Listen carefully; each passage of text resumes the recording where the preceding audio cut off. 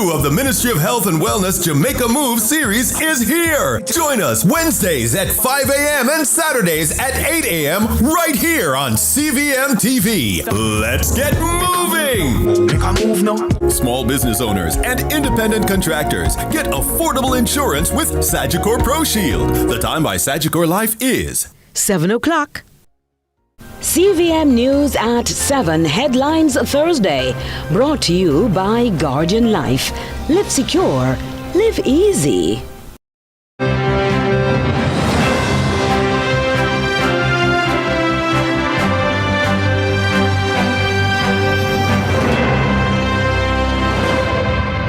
Tonight in CVM News at 7, Jamaica demands end to U.S. blockade as Cuba faces crisis.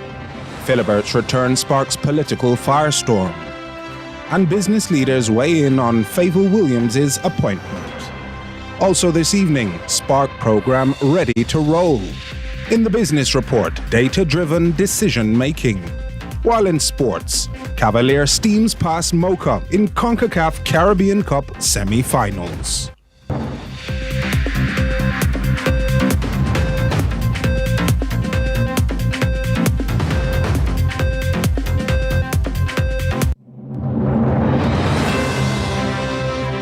From Kingston, Jamaica, this is CVM News at 7. It's Thursday, October 31, 2024. Thanks so much for joining us. Jamaica is intensifying its call to dismantle the decades-long U.S. blockade on Cuba, demanding or condemning rather it as an illegal chokehold on economic freedom.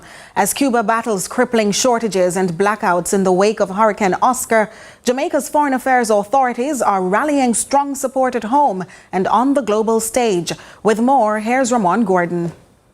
For over 60 years, one of Jamaica's closest neighbors, Cuba, has been economically and politically stifled by the weight of a mammoth embargo imposed by the United States. 187 UN member states recently voted to strike down the sanctions, a move which led to the Argentine foreign minister being dismissed. Locally, State Minister in the Ministry of Foreign Affairs, Orlando Terrelong, recently moved a motion in Parliament to support Cuba's right to economic freedom, issuing maybe the government's staunchest rebuke yet.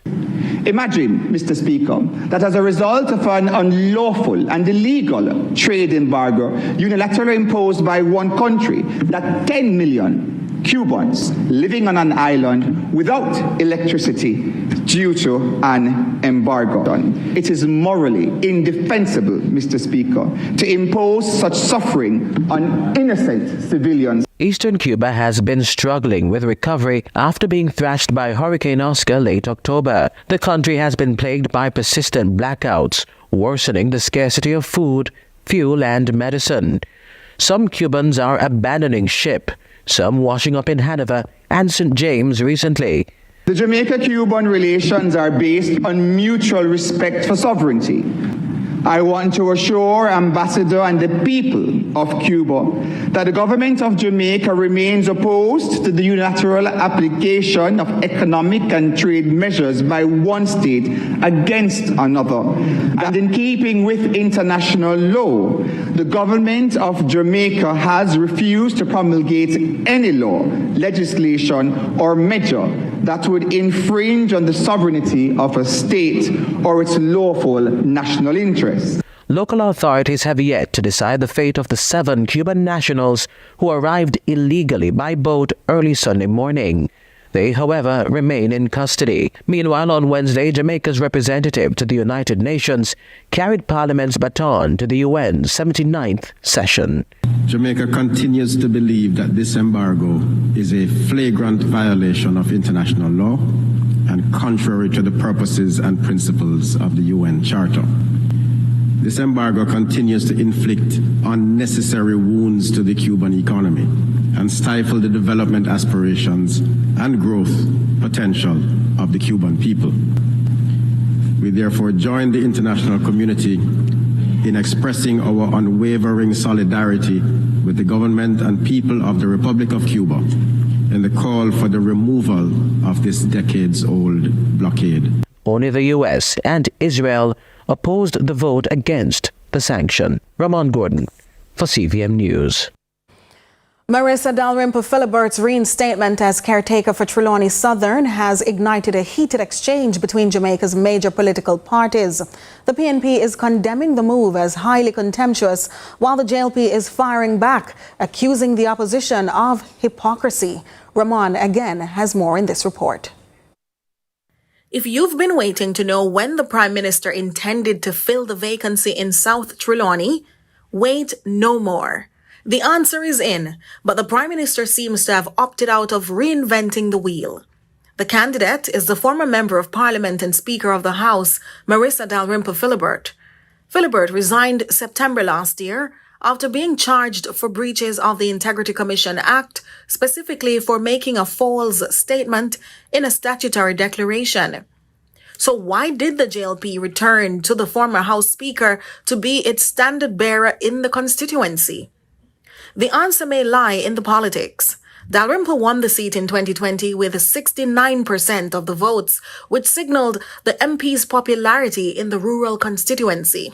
And the party's base has even taken to the streets to persuade Belmont Road that Dalrymple is the best choice. I want to talk to Mr. Olness about Mama D.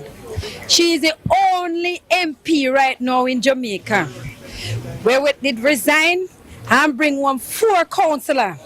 You see the legacy where she leave here? No other MP no have that. I'm Devon Davis, the councillor for Albertown Division, and I'm here standing in solidarity with the people that you see gathered here. What the people are here this morning, it is not a protest, it is just, a medium to get the government to understand that we here are without a leader, a representative. I'm sure they are aware of it, but the people here have grown a little bit disillusioned and would like to have a leader installed. And the choice of the people at this moment is Mama D. Some groups like the National Integrity Action NIA have come out condemning the move by the JLP, citing that Ms. Dalrymple has not been cleared of the charges. The opposition PNP, not mum on the issue, penned a statement saying that the move signals a disturbing disregard for accountability, especially from the Prime Minister, who appears, it says, to be attempting to normalize lapses in integrity given his own compromised position. The PNP tacks that on to his resulting alleged inability to impose standards of integrity and good governance within his own government. The JLP responded by blasting the PNP for hypocrisy, name-dropping members of the PNP such as Michael Phillips, Ian Hales, and Dwayne Vaz for breaches of the Integrity Commission Act. So what are the ramifications of this decision? Favour Williams has made history as Jamaica's first female finance minister, a move igniting mixed reactions across the nation. Business leaders are weighing in on her appointment, signalling both support and anticipation for the challenges ahead. With more, here's Shantae McNeil. Following the appointment of Favour Williams as the country's new finance minister, succeeding Dr. Nigel Clark, reactions have been mixed. Minister Williams, the nation's first female finance minister, was appointed by Prime Minister Holness yesterday, sparking widespread discussion, especially within the business sector. Many, including President of the Private Sector Organization of Jamaica, PSOJ, Metri Siaga, have expressed confidence in her leadership. Siaga emphasized the need for growth, noting Jamaicans have worked hard and deserve to feel the benefits. Minister Williams has got to get her handle on growth. We have got to put the things in place that's going to allow the private sector the room and the space to grow, whilst the public sector has its role to play in growth by implementing projects that are long outstanding. I hope that Minister Williams will get quickly a handle of all the projects that have been out there and outstanding for a long while, and then get those projects implemented quickly. The private sector needs to be freed. There are some nagging things that have been hanging around, some EPA agreements, some asset tax agreements that we're going to be talking to Minister Williams about early on. in her tenure, and trying to get ourselves to a place where we have the fiscal space as a private sector to be going out and to be investing. We need interest rates to come down. We need to have the ability to create the investments that's needed to get the economy to grow. Nice. We need interest rates to come down. We need to have the ability to create the investments that's needed to get the economy to grow. Another stakeholder, President of the Jamaica Employment Federation, Jeff Wayne Chen, also highlighted the importance of prudent fiscal management for Williams' success. There's some in-house housekeeping that she has to keep a very keen eye on, even as she solves the dilemma of slow growth. Jamaica is not going to move to rapid growth in the short term, but the Ministry of Finance and the Minister of Finance can put money where it has the greatest multiplier effects. He listed examples to include whether it is into education, so we can raise this education and training to raise the skills level so people can earn more, whether it is looking at the linkages in the tourism sector so we can have more retention of the tourism dollars in Jamaica, whether it is a revival of agriculture now, whether with greenhouse technology, whether with a tree planting or food production program. We have to look in the traditional sectors certainly and see where we can introduce technology. And last but not least, and perhaps closest to her purview, is increase efficiency within the public sector and reduce bureaucracy. For CVM News, I'm Shante McNeil. More to come on CVM News at 7 after the break.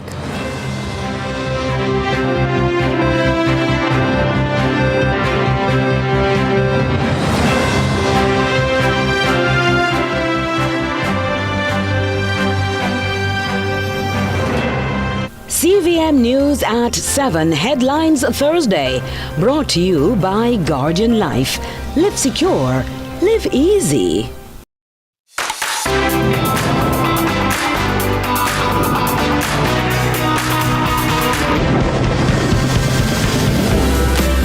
Oreo and Coca-Cola just became besties. Taste the new limited editions while they last.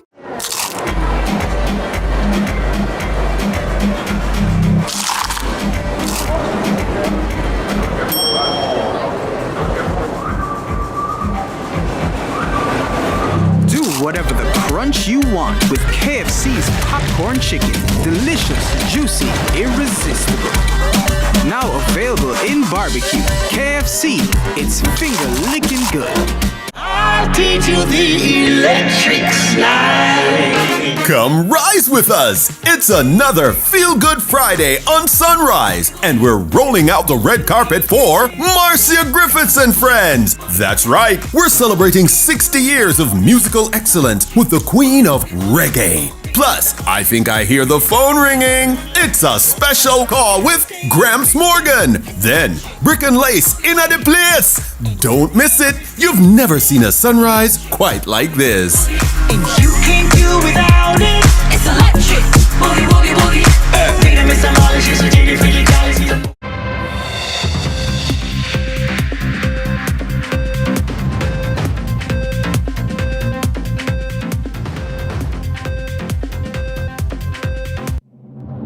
Welcome back. For St. Thomas vendors and locals, the long wait to have the Yas Market renovated is nearing its end. Adrian Williams has more on the commitment given by Minister of Local Government and Community Development Desmond McKenzie. This is the Yas Market in St. Thomas, shuttered and unused for many years. This is why, after much concern shared by locals within the parish, Minister of Local Government and Community Development, Desmond McKenzie, has broken the silence on what has transpired. The Yas Market was leased to a former councillor. The market was leased not to be operated as a market. They sell the car parts, they sell all sorts of things, and the vendors had to sit outside the gate of the market, can't enter the market. The minister has pledged to renovate the space as the St. Thomas Municipal Corporation now has possession of the market. We gave a commitment that when the lease expired, we would not extend the lease to any other individual. That lease has expired. The St. Thomas Municipal Corporation now has possession of the market. So what's the next step? And as soon as the estimates are completed, the ministry will provide the funds to renovate the Yas Market so that the vendors finally can go back into the market and ply their trade and be better than they are today. It's a commitment that we made. For now, the market space remains inaccessible to the public as they await the promised renovations. Adrian Williams reporting for CVM News. The Spark program should be well on its way by the Christmas season, and that's according to the Works Minister, Robert Morgan. He says with robust policies in place, the program has been approved and roadwork will be underway soon. Courtney Lewis, tells us more. It's full speed ahead for Jamaica's $45 billion Spark program. While speaking at a post-cabinet media briefing early Wednesday, Works Minister Robert Morgan says the program has been approved by the Public Investment Management Committee. It will now go to the Public Procurement Committee, where we expect it will be approved, and then it will go to Infrastructure Committee and Cabinet. So we are on track for the first road to be fixed before the end of the year. The minister shared that what was a projected 2-year procurement process became a 7-month operation, with almost 600 roads submitted for rehabilitation over the next 2 years. Usually these things take about 18 to 24 months, and I think I must give credit to the National Works Agency, the Ministry of Local Government and Rural Development, as well as the Constituency Development Fund, and the Ministry of Economic Growth and Job Creation, and the MPs and councillors across the island who accommodated us in their constituencies for the consultations. But that's not all. The $3 billion REACH program designed to repair roads damaged by Hurricane Beryl is also a work in progress. REACH is almost complete. It's about 82% complete in terms of the cleanup aspect of it. We would have focused on vector control, particularly in areas of Portmore where you have a lot of earth drains. We'd have focused on cleaning those to reduce the mosquito population. Minister Morgan says inclement weather has caused a snag in plans. He is imploring patience from citizens as the ministry ensures quality road works. In a ballpark way, we have lost probably about 60 to 80 tons of asphalt due to rain, where contractors would have gone out with a truckload of asphalt to do patching, and the rains came down, and you cannot put down cold asphalt. The REACH program is expected to last until March of 2025. Courtney Lewis for CVM News. The Jamaica-Cuba Eye Care program is revolutionizing healthcare, having performed over 3,400 transformative surgeries since last September. This initiative is not just restoring sight, it's rekindling hope across Jamaica, as you'll hear in this report from Shante McNeil. Over 3,400 surgeries have been performed through the Jamaica-Cuba Eye Care program since last September, transforming lives and restoring sight for thousands. The health ministry reports that more than 21,000 consultations have taken place, supported by a team of 22 healthcare workers, 17 Cubans and 5 Jamaicans, operating across St. Joseph's and the Kingston Public Hospitals. Health Minister Christopher Tufton provided an update recently. Approximately 1,246 diabetic retinopathy laser treatment were completed. That's 1,246, 852 at KPH, and that's a comment worth making that we also have a KPH location, and 394 here at St. Joseph's Hospital. So the relationship spans between St. Joseph's and here, which was part of the conversation we had in terms of the new arrangement. The program has also administered some 383 anterior segment laser treatment for patients post-cataract surgery, 308, and pre-surgery for glaucoma, some 75.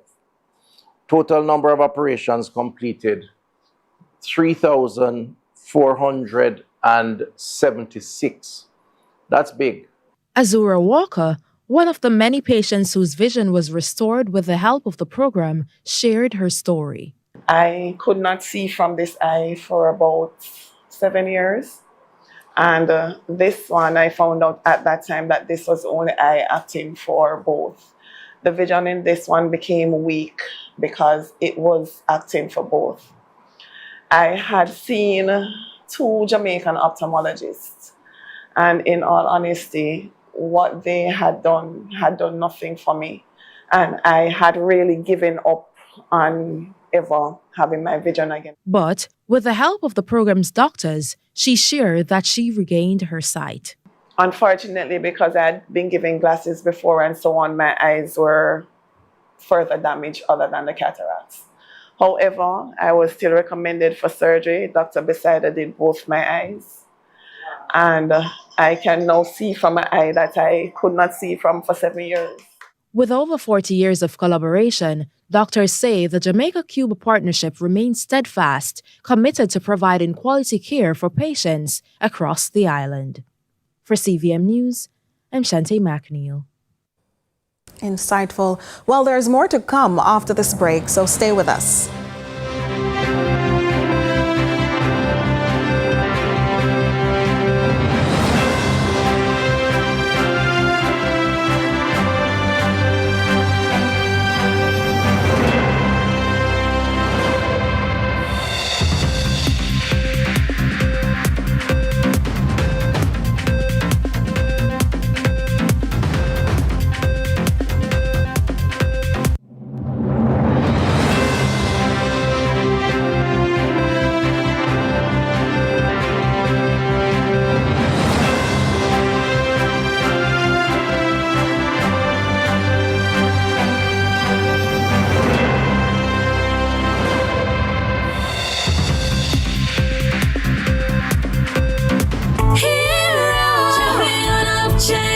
October is the month we celebrate our national heroes, and Yummy is awarding several police and nurses. The Yummy Champions of Change team is in Mandeville, Manchester. The Yummy Champion of Change Award is presented to Nurse Manager Anne-Marie Sharp. Oh, I am so excited. In all I do, I always put the Lord first. In all that way, just to acknowledge Him, and He will direct us.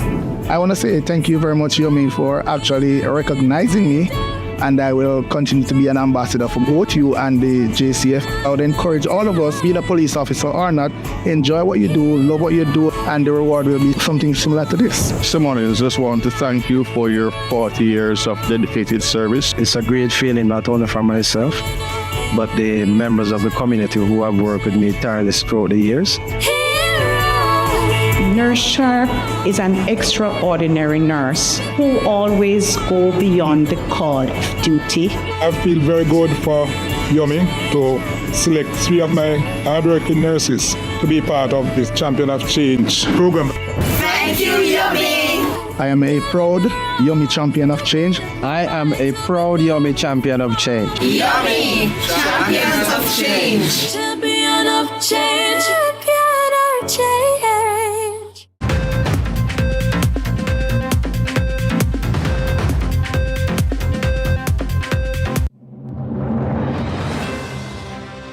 Welcome back. We now go to the business report with Joel Crosskill.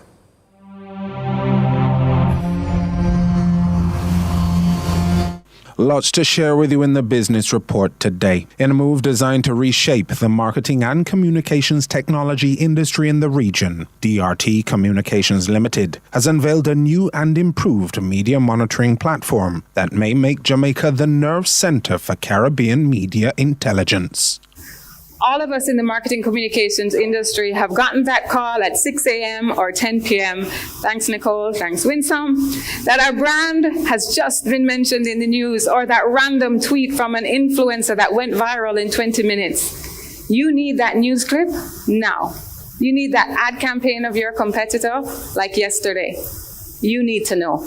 That was Danielle Terlong, who founded the company in 2008. The managing director spoke on how the company came to establish itself as one of the preeminent facilitators of data-driven decision-making within Jamaica's digital corporate landscape. At DRT, we're not just in the business of providing services.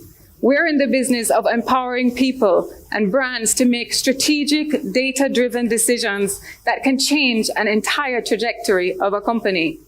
I've always believed, for those who have worked with me, in proactive rather than reactive marketing communications. And it's what drives our culture at DRT. So how do you become proactive in a world that moves at lightning speed?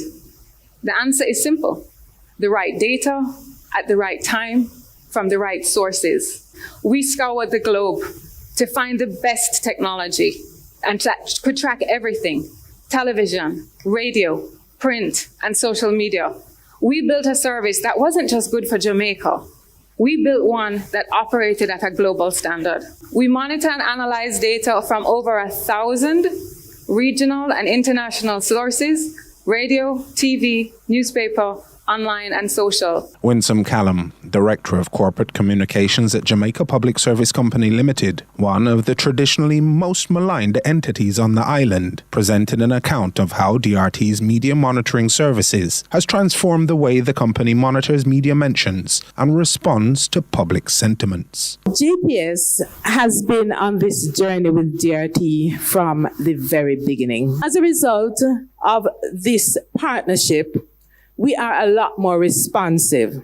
We get real-time information, and we can come up with real-time solutions, real-time responses. We're also more proactive in deciding what works and what doesn't in the media space. And we know where our messages are being carried, we know when they're being carried, and we know how to improve on that. And as I said, the real-time decision-making is priceless. So we are better able to defend our work program. We are better able to defend our budget. But the best benefit of all is that our goals, our targets in this intangible space of corporate communication and PR are now on par with the goals of our engineering people, our technical people. So when we submit a board report now from JPS, right up there with megawatt hours and kilojoules, we have sentiments, PR ratio, PR value. A value proposition Minister of Industry, Investment and Commerce Senator Aubin Hill suggests will aid his obsession with seeing Jamaica climb up the GDP per capita rankings within the region, in touting DRT's contribution to establishing a world-class service industry ecosystem. DRT is a big and important addition to the high-level services from Jamaica to the region and the rest of the world. DRT is doing a wonderful job to create jobs in a high-level service area, and it's the service area we're going to have to produce. We have to produce juices and jerk and all that stuff, and more manufactured goods, but we're going to have to produce a lot more services to become rich. DRT is leading that way. Today, the upgraded media monitoring technology offers comprehensive coverage across all media platforms, with AI-powered insights, providing deeper analysis into public sentiment and key influencers, while helping companies manage issues before they escalate to crisis point. Your reputation is your most valuable asset. You need to track it. And that was your business report. I'm Joel Crosskill. We go to the break with the market summary.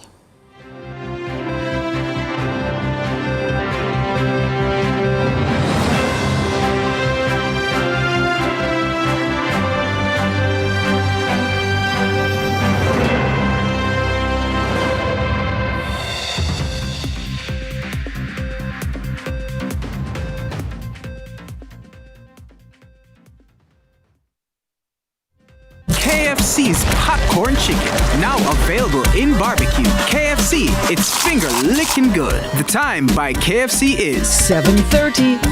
Jamaica Food and Drink Festival's Meat Street and the Market is back in partnership with the Port Authority of Jamaica. Saturday, November 9, 3 to 10 p.m. at the historic Naval Dockyard in Port Royal, Kingston. Food trucks, restaurants, and chefs galore. Enjoy CB pan chicken, Helsha-style fish, gourmet pastas, veggie delights, street eats, and so much more. Guided tours, live entertainment, and kids zone. Park and ride with JUTC. Meat Street and the Market. Saturday, November 9. Adults 2,000, children under 10 free. Tickets at JA Food and Drink Kitchen on Cork's Content Spring, Candy Craze Waterloo, CPJ Market, and Geno's Pharmacy Portmore. Pay with Visa or buy online at jafoodanddrink.com. I'll teach you the electric slide. Come rise with us. It's another Feel Good Friday on Sunrise, and we're rolling out the red carpet for Marcia Griffiths and Friends. That's right, we're celebrating 60 years of musical excellence with the Queen of Reggae. Plus, I think I hear the phone ringing. It's a special call with Gramps Morgan. Then, Brick and Lace in at the place. Don't miss it. You've never seen a sunrise quite like this. And you can't do without it. It's electric. Boogie, boogie, boogie. Freedom is the knowledge. It's a jiggy, freaky, jolly.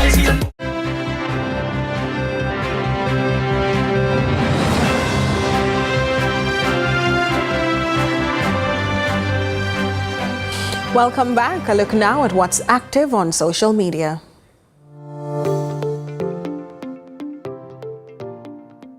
So, what's trending in our local social media spaces? International Monetary Fund Managing Director Kristalina Georgieva has officially welcomed Dr. Nigel Clark as one of her deputy managing directors, commending his exceptional qualifications and expertise. Dr. Clark assumes his new role effective today, and here are some of your reactions. At CJ the 1876 writes, is there a way where the IMF could share him with Jamaica? Can't we work out something? However, congratulations Dr. Clark, your country salutes you. At NASCA shares, please allow Dr. Clark the latitude and elasticity he will need to help the developing countries that require the IMF's assistance, so they too can get where Jamaica is. At Antisocial EXT14 says, take time with Ude, still grieving. Don't post him until 2026. At Isimam0826 posts, congrats Nigel, you make X and the entire Caribbean proud. We miss you, sir. Thank you for your service too. All the best. At Iratna's notes, never know the use of you till you're gone. Congratulations, yeah? And that's what's trending online today. Continue to share your thoughts with us on X at CVM TV and CVM_television on Instagram. I'm Ronaldo Adams. Overseas now with regional and international news.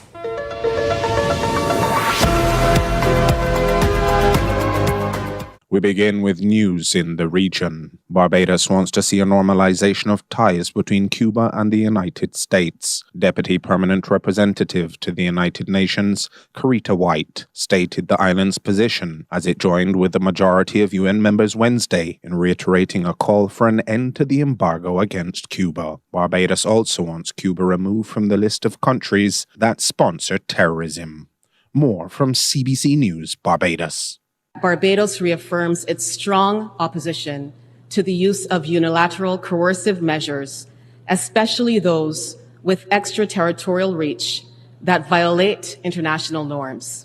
Such actions not only hinder legitimate trade and economic activity, but also infringe upon the sovereignty of states. The continued economic, commercial, and financial embargo on